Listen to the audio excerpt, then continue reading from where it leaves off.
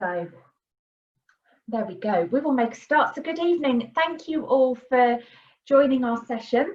Hopefully you've all managed to get involved in some of the sort of sessions and activities and that we've had going on through the week. Has anyone been joining our morning sessions on skills? I think Ollie's been doing some time management and things like that. Tomorrow morning we've got Ben, who's looking at careers, where you can take yourself as an accountant, how you can take yourself to that next step on your career journey. And I know tomorrow we've got a fantastic lunchtime session lined up as well. We've actually got one of our apprentices of the year. We've got someone who's really had to juggle the study alongside another career, so it should be a really good session. So thank you all for joining this evening. As I mentioned, my name's Crystal. I'm one of the directors at First Intuition. I've been with First Intuition for over 10 years, and I've been in the industry teaching finance for about 15 years now. I was in practice, I was in industry, and I've focused on education over the last 15 years. I'm very lucky in what I've been able to be involved in and be exposed to, and I've got a huge amount of experience in marking all different assessments across all the professional qualifications in finance. So hopefully I'm going to be able to give you a few tips and a bit of advice on making sure that you get the most out of your responses in the exam. So it's not that I feel that anyone should be taught to pass the exam. You should be taught to learn the skills, the knowledge that you need to make you a good, effective accountant, but we do need to pass the exams. We need to make sure that we can apply our knowledge and we can demonstrate that we've got the skills. So that's what we're going to be focusing on this evening. This session, I can get my screen to work. So just to make sure everyone can hear me okay and you can see this screen. Excellent. You have an alarm clock set to be up for those sessions this morning in the mornings. That's great. Really like that. Glad it's all been really interesting. Good, good. We can all see my screen okay, can we? And hear me all right? Good. So any issues, just pop them through in the chat box. I will keep half an eye on it, although I might be a little bit behind as I pick up on what you've put in there. So this session, we're just going to have a think about why our marker is important. We're going to have a look at the verbs that are used in questions and how we can make sure that we're actually answering that question that's asked. We're going to look at these banded mark schemes. So this has been something which has changed across all the professional bodies over recent years, and the way in which we give marks and determine the overall mark for a response is based around these banded mark guides. We'll also have a look at how you can use the SAMs that are released by AAT and what a good answer looks like. So we'll have a look at what a bad answer is and then what a good answer would look like that would be picking up a lot more marks. It's often not that a candidate doesn't have the knowledge and doesn't have the skills, it's just not appreciating how much depth and information needs to be put across in that answer. And then we'll have a very brief look at some study tips. I am always overestimating how much I can cover within a session. So some areas will be quite brief. I will send these slides around to you following this session. And I'll also give you my email address because I'm more than happy for you to send questions and queries through to me if you think of anything after this session. I haven't got a lot of interactivity planned for this. It's a short session, so I'm going to sort of pass as much information across as I can. But please do put questions in the chat box if you have anything that you want me to cover, or if you've got any insights or input that you would like to share with everyone else who's on the session. So why are we interested in what our marker's doing? Our marker is the person who's deciding what marks we get for that response that we've given. Lots of the AAT exams are single response answers that are automatically marked by the system. So where you have a gap fill, whether it's numerical or it's a drop-down box, or it's a short form answer, or it's a selection and matching kind of question, all of those are automatically marked by the computer. They're right or wrong. They do have follow-through marks, so they are designed that if you've got one part wrong, if that feeds through to the other parts, then your own figures will be applied to see whether you've got the process right in getting to the final answer. But when it comes to the written questions, this is where they are human marked. So there's a few things that we need to think about when we've got a human marked answer. The foundation synoptic is, the advanced synoptic is, and at level 4, all of the papers have an element of human marking, which is why it takes 6 weeks for you to get your results. There's a huge process between the marking taking place and the whole moderation and quality control process that happens before you receive your mark, which is why it takes 6 weeks for you to get your results. So we're going to focus around answering those questions which have an element of human marking. Why is it important for us to think about how it's marked? First of all, there are usually quite a few marks available for these questions. So these human marked, the written questions, could be anything between kind of 4 marks and 12 marks for the written response. So we need to consider, how do we make sure that we address everything that's needed to make sure that we pick up as many of those marks as we can. We might be asked to do multiple things for those group of marks that are available. We might be asked to identify and explain, to discuss using examples. So often we're expected to do more than one thing. There is an element of human influence in the marking process. There has to be. We are going to be using our judgments based on our knowledge, experience, and knowing what the question is and what the mark guide is. Because what you've written is not going to tie up to what the model answer says. So there is an element of human influence, because they have to apply their experience to see whether your point is valid given the requirement and the scenario. Because there's that human influence, you want to keep your marker happy. Make it as easy as possible for them to give you marks. You don't want them to have to work for it. The easier they can find those marks, they're going to be giving them to you. Multiple question parts. With the written questions, we are usually doing more than just demonstrating we have knowledge. We are demonstrating that we understand techniques, processes, concepts. The way in which we demonstrate we understand it is through our explanations that we give, through the discussions that we provide, and through the application with relevant examples that we pick up from the scenario, or examples, evidence that we use to back up our response. So it's important that we think about what we need to put into that written response.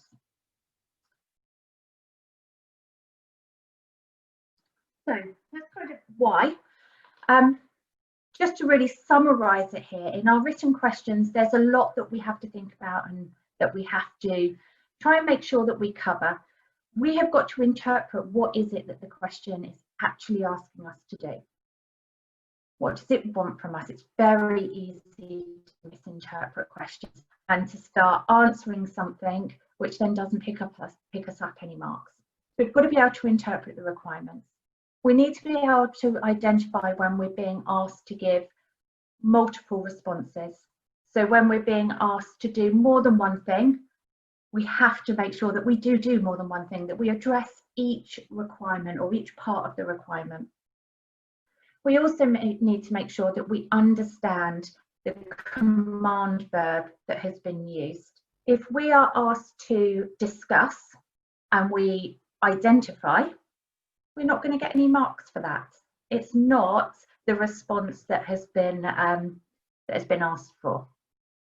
So we're going to have a look at some of these. We're going to look at command verbs first. We're then going to look at some question requirements as we go through and look at what good and bad answers are, and we look at the banded mark schemes. So command verbs, these are a range of verbs that you could see in requirements at AAT. And some of these are really only applicable at level 4. So evaluate tends to come up at level 4. It's one of our highest level of verbs and the most is expected of us in our response. Justify is also another high level verb that tends to be at the higher levels. At the foundation level, we are definitely going to see identify, describe, explain. We could potentially see compare. So we're going to have a look at what these verbs mean and what's expected of us in a response. We're then going to have a look at them within some questions. So the first batch are kind of the nice verbs, I think, the ones that are not too demanding. So identify, if a question asks us to identify, we just need to select. We need to say, this is what it is. So identify the, I don't know, the approach used for valuing inventory. And it might be LIFO or one of the others. It will just be one of those. We need to identify that's what's taken place. If we're asked to identify in a written question, it must be that it's identify and, otherwise it would just be a multiple choice question, or the identification needs us to give a little bit of backup to explain how we've come to that decision. So it needs to be dressed up into a sentence. In a written question, if you're asked to identify, don't just write one word. Don't just say LIFO. Say the inventory costing technique used is LIFO, and this it can be seen because, and give your reasons for it. More will be expected of you. Describe is to give the main characteristics, give some details, make someone who doesn't know it understand. So if we were asked to, what could we be asked to do? Maybe we're asked to describe a figure, what this figure is. It's gross profit. What is gross profit? Describe it. Gross profit, how is it calculated? What does it mean? What does it give us? Give the characteristics of it. Explain is to make someone understand. So if I was asked, I don't know, I went to the supermarket yesterday and I parked on the opposite side of the supermarket. And my husband said to me, why do you park there? Now I could have just said, because I did. Because that's the truth. That's exactly what I did. But I need to explain why. Well, I've parked there because I wanted to have the walk across to the supermarket. I'm in a van. I take up more space. I don't want to get in anyone's way. And I want to be able to get my shopping in nice and easily at the side without someone else parking alongside me. That's explaining. It's a reason behind it. It's making the other person understand. Compare is about finding similarities and differences. If you are asked to compare something in the exam, look at both of those things. Don't just say what's the same. Identify and explain what's different as well. Analyze is a bit more of a high level verb as well. Analyze is about taking something and break it down into components that you then talk about. So separating it out and identifying the characteristics of each separate part. So if you're asked to analyze gross profit, you're not just talking about gross profit, you're talking about what went into making up that gross profit. You're talking about sales, and sales, there's the volume and there's the price. Cost of sales, there's the volume and the unit cost, and it's probably got a number of components that have gone into that cost. That's going to give me the gross profit. So analyse it, I will break it down and I'll explain each of those individual parts. Does that make sense? Helpful to distinguish between those verbs.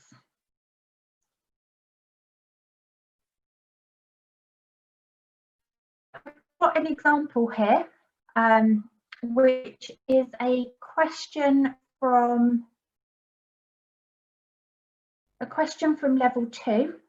I appreciate sometimes it takes a little while for my screen to catch up, so I'm just going to give it a second there, but hopefully you'll have an example appear on your screen in a moment. My internet is a little challenging today, I would say. So here we've got an example. This is from Foundation Synoptic, and we've got a requirement which is to prepare an appropriate business letter to Cooper Limited, making sure that we include all relevant information. So our requirement is to prepare an appropriate business letter. We're given a format there. What we're being asked to do is within this note.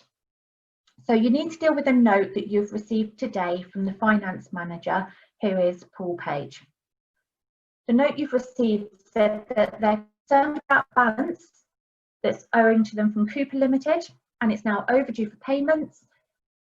We're told what the outstanding amount relates to. It's to invoice number 328. And we need to please prepare a letter for Mr. Cooper at Cooper Limited, ready for my signature, explaining the situation and asking him to contact me if there are any issues with payments. So we're being asked to explain this question alongside kind of some other things that we're being asked for.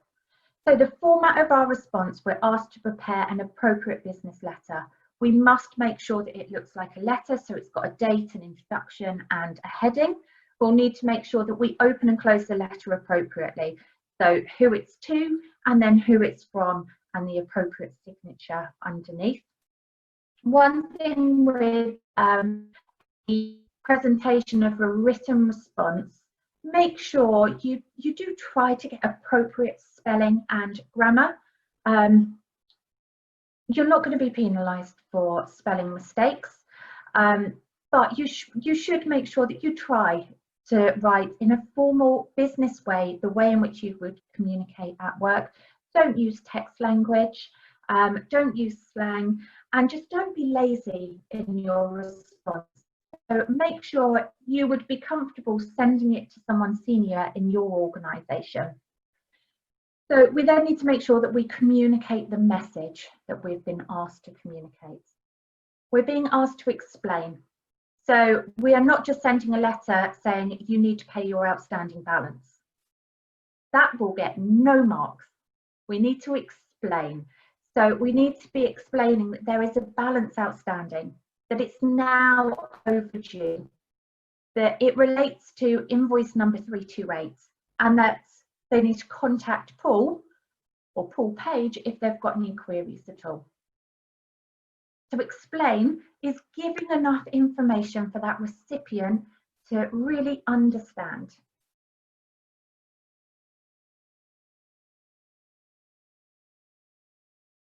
Another group of verbs, we've got some higher level, more demanding verbs that we could be asked in questions here.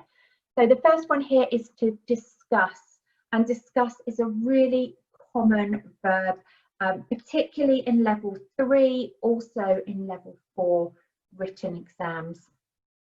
So discuss, give an account or response that considers a range of arguments to come to a conclusion, showing a balance of thinking. So discuss, it's to talk around the point. It's to give the pros and the cons, the benefits and drawbacks, advantages and disadvantages. It's to give both sides of an argument. Perhaps you're given information about both sides of an argument. Where do both of those points come from?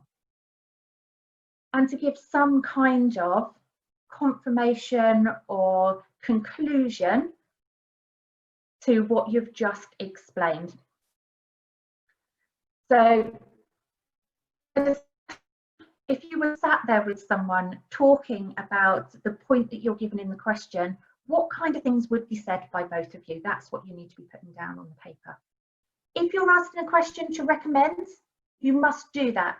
If you're asked for one recommendation, you must only give one recommendation. Don't sit on the fence. Don't say, well, you could do this or you could do that. If you're asked to recommend, make your decision, give your recommendation.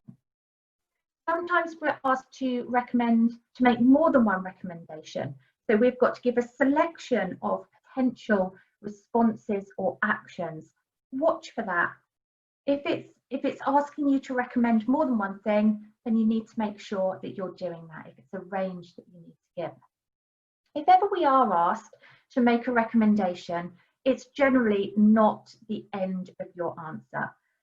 So it could be to recommend which supplier we should go with.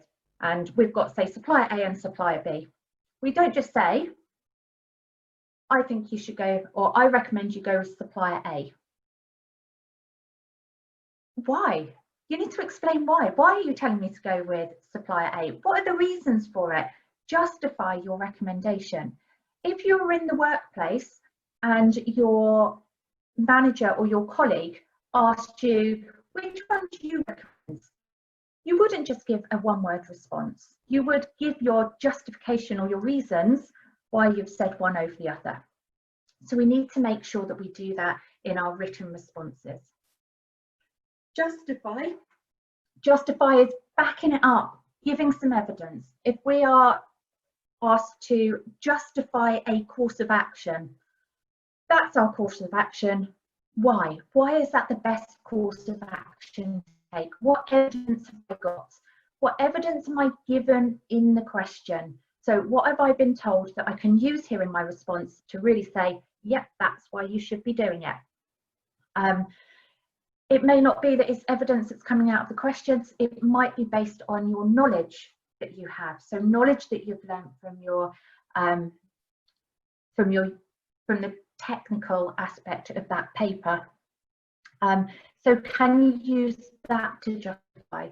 So are you justifying it because that's within the financial accounting standard? So justify, giving that argument for, backing it up, giving that evidence, giving that argument behind why you should be doing something. Evaluation is definitely one of our highest levels of verbs. Evaluation is to weigh up the information, analyse the factors, and to really give a judgment or give a response, give an action, make a decision. I always like to think of evaluation as looking at its kind of impact, size and impact. So let's say we've got the potential to buy a new machine.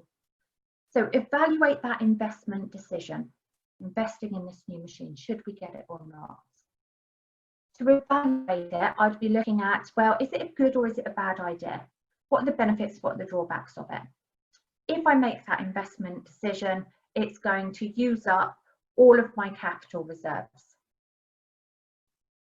Is that an issue or not? I'd need to be explaining that. How much of an issue? It's going to use up all my cash reserves and I have no access to any more should I need it. So that's quite a big issue or a big downside. So evaluate looks at extent, impact, size, as well as the benefits and drawbacks or pros and cons to something. Assess. Assess is about using the evidence to make a reasoned judgment and explaining that. So explaining what you've used in your assessment, how you've used that, and why you've come out with the judgment that you have. So to look at a question with one of these verbs, we've got one which is about discussing and recommending. We're not going to worry too much about the information that's given in this question. I'm going to send this round to you so you can look at the detail a bit more later if you want to. But what we're being asked to do is to discuss the appropriateness of the method of overhead allocation and the use of full production cost to guide decision making. So discuss the appropriateness of these methods that they're using, the methods that they're using for the overhead allocation, and using a full production cost calculation for making decisions. We're also asked to include recommendations. There's an S on the end of there, so more than one thing. We need to give some recommendations of ways, so more than one way, in which the overhead allocation could be improved. We're also being asked to include calculations to support our answers. So we're being asked to do three things. We must answer all three parts in order to score well. Excuse me. So discuss and recommend. When it comes to presenting our answer, we need to make that clear. We need to show our marker, look, I've discussed, look, I've recommended, and look, I've got supporting calculations that I've used as part of my answer. So we need to make it very clear. Use headings for that.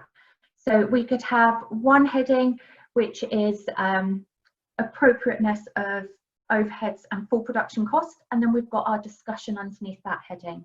We could then have another heading for recommendations, and then have a couple of paragraphs that go through our recommendations. If we're doing more than one recommendation, we need more than one paragraph. Don't put more than one point into a paragraph. Separate them out. So you're saying to your marker, I've got one recommendation there, I want some recommendation there, I want some marks for that one. Make it clear what my calculations are. So showing my final calculation and the workings that went into it. As part of a written response question, if you're asked to show calculations, you need to make sure that you are labelling any numbers that you put in there. So each number that goes into your calculation, label it. Your final calculation, make sure that's labelled, and make sure you make it clear where those numbers are then used in your response. So if it's to justify your point, if it's that you then go on to talk about and analyse those numbers that you've calculated, make sure they form part of your written response. So it's really clear that I've done those calculations that you asked and I've used them in this way. So address multiple points, have plenty of headings to show that. You can do headings in the exam, you've got plenty of space for your written responses. Calculations, make them clear, show how they're calculated, and label any numbers that are going into them. Discuss, give an account or response that considers a range of arguments for or against. So for this, discuss the appropriateness of the method of overhead calculation,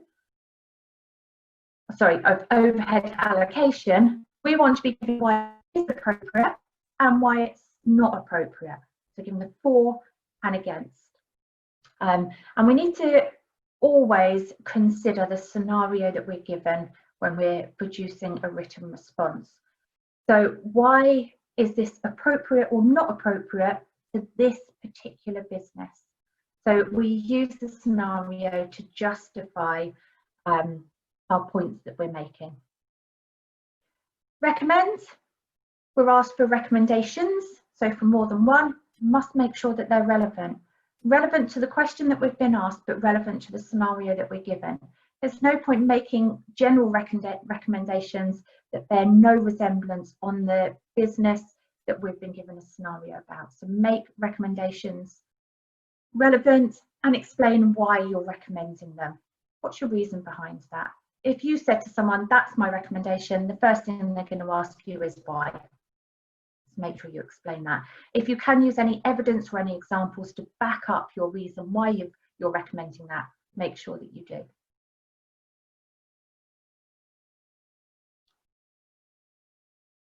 So those are our verbs. As you go through practice assessments for any of the written responses, you'll see a range of those being used. So the next bit I wanted to look at were these banded mark schemes. Has anyone come across these whilst you've been studying? So banded mark schemes was where we had a change to the way in which we marked.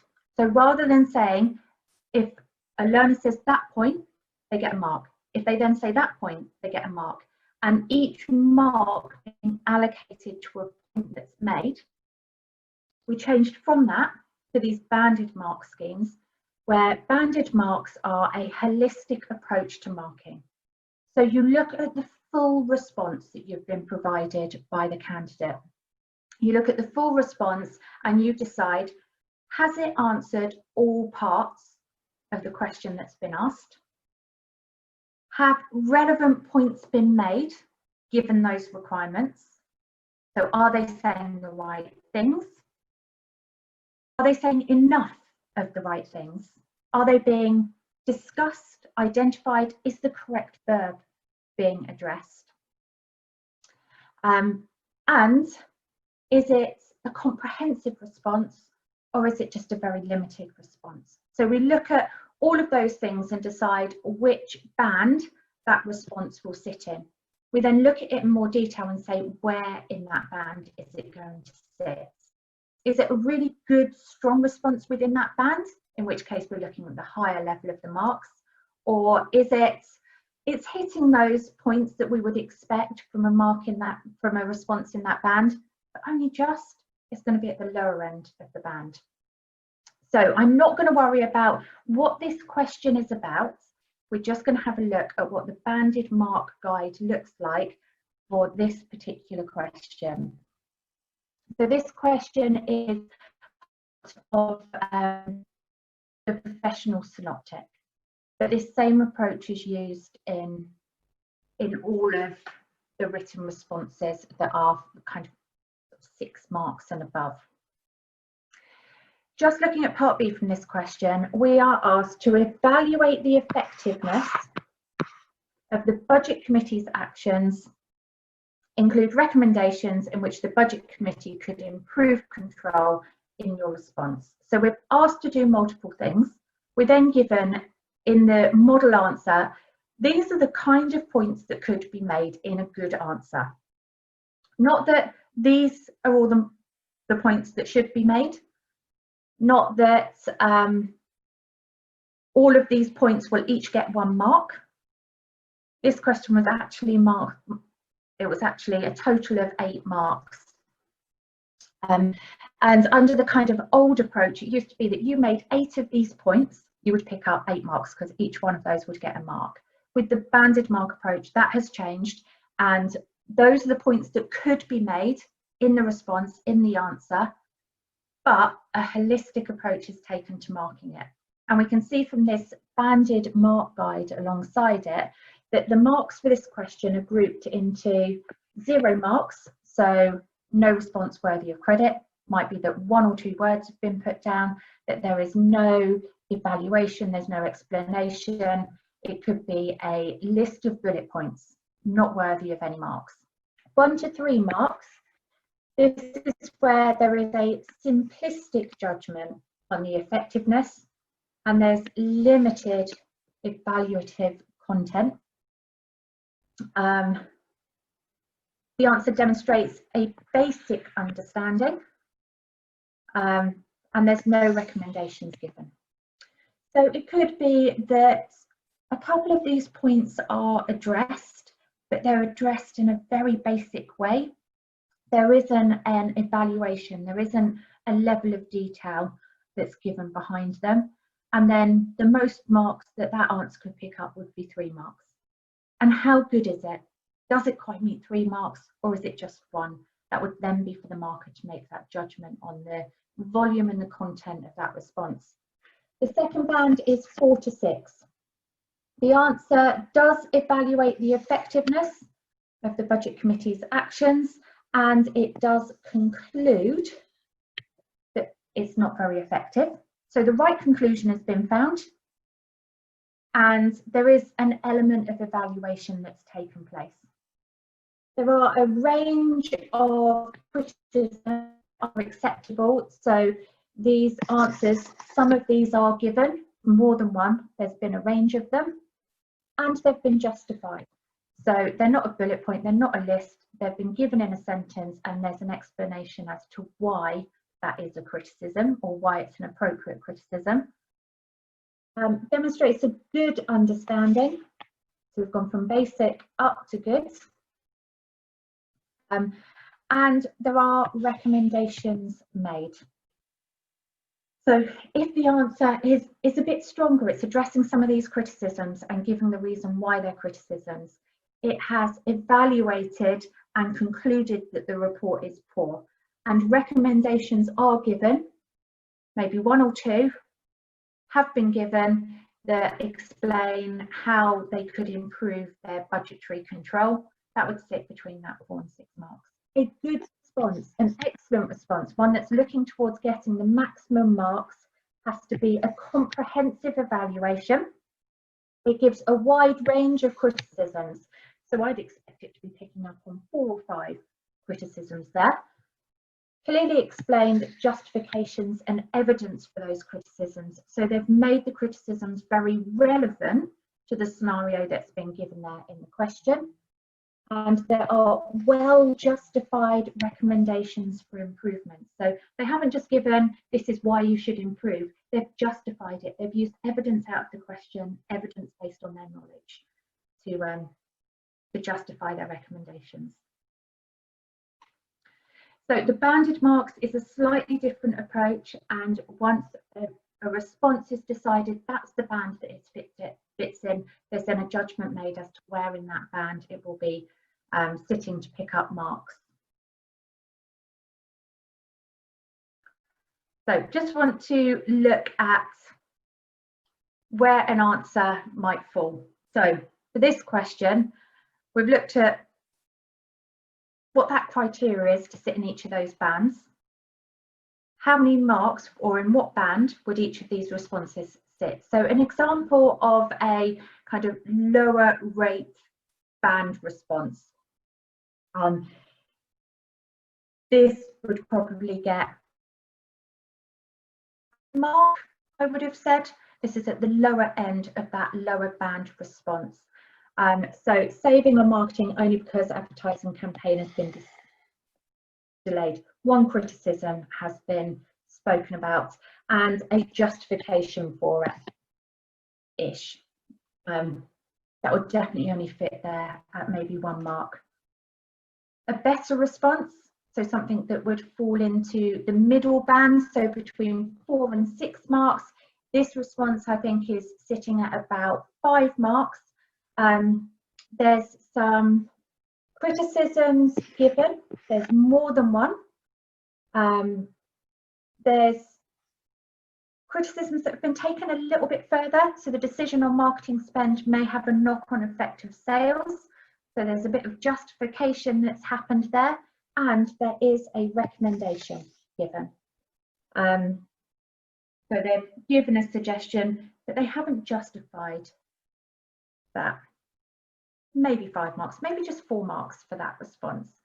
But it's lacking a justification. There's only one recommendation there, and there are a limited number of criticisms. A much better response,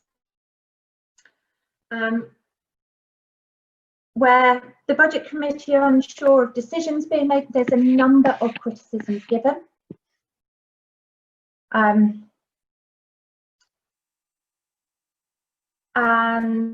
a number of kind of recommendations for where it could go. So these kind of paragraphs in an answer would be taking us towards those higher bands. This is a 7 to 8 mark question. So the volume that's given there in the middle band and the higher band, more would be needed there. So more examples, more recommendations, but they are at a level that would sit in those bands, provided there was enough of them.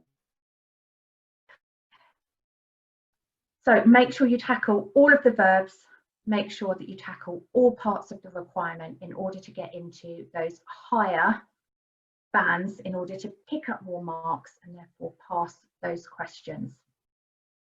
So just remember, you're looking at getting 70% in these exams. You need to be getting 70% out of those written responses. So you need to be aiming towards the top end of the middle band or sitting within that higher band in your response. Now, I've mentioned that we've got our sample assessment and mark schemes. Has anyone used these before or come across them?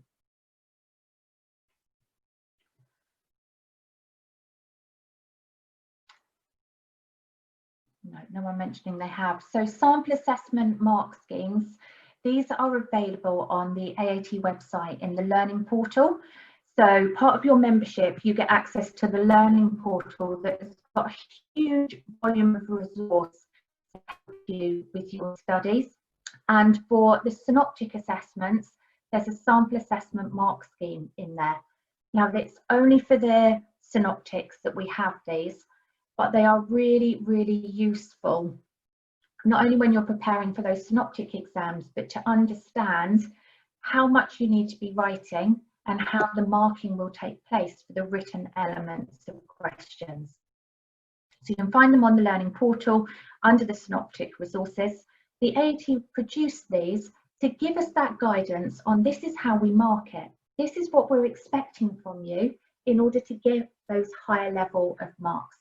So those examples that I gave there of a lower rate comment, a middle band comment and a higher band comment, those come from one of the SAMs, and they're saying if you're writing this level of detail and explanation in your response, you're going to be falling into that higher band. It's not saying that that is enough.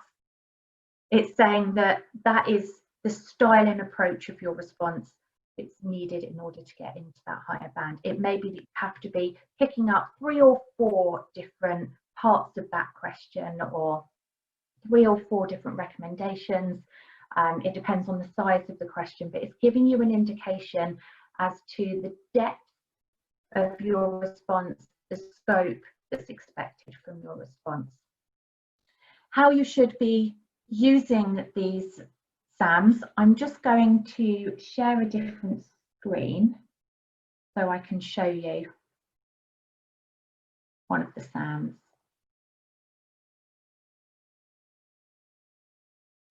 So hopefully the screen has changed and you can see professional diploma, sample assessment and mark scheme. What it does is it takes you through every question that's in the practice assessment, but then the second half of it, I'm just going to quickly scroll through it to get to it. Should have had it ready on this page because I shut my computer down. Here we go. At the end, it has the solutions. It has more detail around the solutions. So where there is a multiple choice question automatically marked, it's just going to give you the answer. But where you have a written question, it will give you the kinds of things that you should be saying in your response. So the key points that you should be making within that answer to that question. It will give you the banded mark guide. So where an answer would sit, what level of detail it goes into, what it covers in order to get that level of marks. And then they will give you examples of the approach to explaining that point or explaining that comment that will fit in each of those bands. So what's given here is not a full answer. That's not going to pick up 7 marks, but that is a response that will be of a higher band level. But you'd need to make sure that you're addressing a number of points there, a number of things. So for all of the written questions, you'll see that style of answer within those model solutions. So use that within your revision to have a go at the question and then think about your answer. Where does it fit within one of these bands? Wherever you think it fits, what could I do to improve it to get it up into that next band? So when I mark mock assessments, when I mark people's work, I will identify where it sits and then I'll be giving feedback to this is what you would need to do to improve that answer to move it up to the next level. And if you could get into the habit of doing that for yourself, then by the time you come to do the exam, when you're writing your answer, you'll be thinking, how can I make this better? How could I say more? And make sure that I'm addressing the requirements that have been asked. So let's go back to my other screen. should be this one. Okay, let me just give that a second to come up.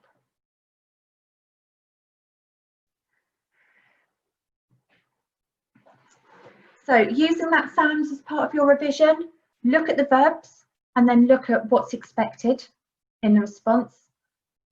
So how does that evaluation and recommend translate into what's needed in the overall response? Look at that for a number of questions. You'll start to see what's expected of you given the verb within the question. So I wanted to have, I know we've only got 10 minutes left, so I just want to make sure that I cover this point. We look at a poor answer and a good answer. So this one is from level 3, and we're being asked to do a number of things. We need to reply to this client of ours, and we need to address all of their points that they've raised in an email. The first point being to give a brief description of a limited company. So this client is looking at operating their business as a limited company, and they want to know a bit more about limited companies. So could we give them a description of a limited company, a summary of our position as owners if the business becomes a limited company? So what does it mean for us as the owners of a limited company? And then thirdly, can we explain one key advantage and one key disadvantage of operating as a limited company? We're asked for an explanation. So we've got a brief description for the first part. We've got a summary of our position. So I need you to give me a number of points. And we need an explanation of one advantage and one disadvantage. Only one. You talk about more than one, you get no marks for that second one that you've written. Only the first one will be marked. So what we could do in the response, so just an example of the kind of responses that I have seen to questions like this.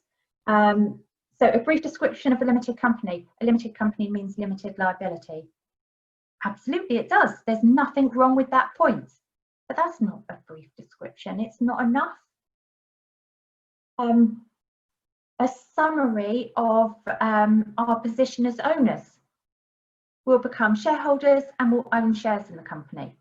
Yeah, absolutely right. Nothing wrong with that. But it's not enough. We need to make sure that we are giving enough detail. If that was one of our clients, we would give them more than that. We wouldn't just say to them, a limited company means you've got limited liability and you'll become shareholders and own shares. We would give them more information than that because we've got a lot more knowledge about what a limited company is. We'd be imparting that knowledge onto them. An advantage is dividends. A disadvantage is that it's separate. Yeah, that's true. But that's not explaining that advantage and that disadvantage to me. So a good answer would clearly show that I am answering all of those points that I've been asked. It will be making the reader, the recipient of this email, understand what a limited company is. So they could read this and then they could tell someone else, they could explain what a limited company is. We've imparted that knowledge onto them. So it's a separate legal entity from its owners. They will have limited liability. It's subject to the Companies Act legislation and it must be registered at Companies House. Those are the key basic bits of information as to what a limited company is. So that's a brief description. Ownership, you will be shareholders. We said that before, but we're going to give a bit more information about what that means. So there must be at least one shareholder and both of them, so who we're replying to, plus the other business owner, can both be owners and both own shares of the company. Owners of the business will receive dividends and you can also receive a salary. So I'm explaining what that is. Your position as owners, this is what it means for you. It's managed by directors. So both you and Brian, you can be directors of the company and you can manage and run the business. Which those are key bits of information that you would want to know if you were considering setting up your business as a limited company. We were asked to give a description of one key advantage and one key disadvantage. So we said an advantage was dividends. Why is that an advantage? Well, you can receive those dividends even if you're not working for the company. As the owners, you can receive those dividends. So to describe it, I've put it into a whole sentence. It's not just one word. Disadvantage. Here I've put that the details are available for others to see at company's house. We could have used another disadvantage, but it's just make sure it's enough information. It's a description. It's described. The person who's reading it will then have that knowledge and understand. So there is a huge difference. If this was, say, a 6-mark question, this first part, I probably would be picking up 1 mark. This would be picking up 6 marks. It's addressing all points and it's giving enough information in that response.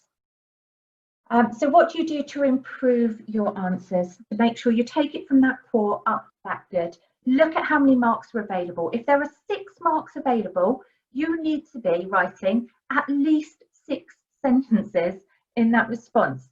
If you're writing 2 sentences, you're not going to get 6 marks. You can't get enough information across in them. You can't describe, explain enough.